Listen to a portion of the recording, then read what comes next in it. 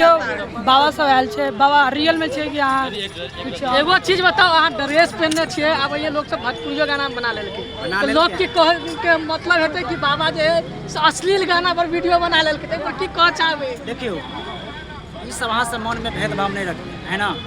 Reel होई छे, real अलग होई छे, यानी कि रील तक रहू और मनोरंजन लिया। बाकी बात की अहाँ सब जानते हैं कि यानी यहाँ मनोरंजन के लिए बना रहे छी वीडियो, अहूँ सब मनोरंजन चाहिए वीडियो से। यानी कि यहाँ रियल के बाबा नहीं जैसे ना। नहीं रियल में नहीं, आगे रियल के बाबा नहीं लग रहा है किसी दिन नहीं यार, हम सब एक क्रिएटर है ना। क्रिएटर वाला बाबा छे, निर्गुण पर बनबे छे, त अहाँ सब सपोर्ट जरूर करबे। हमर आईडी के नाम है भाई?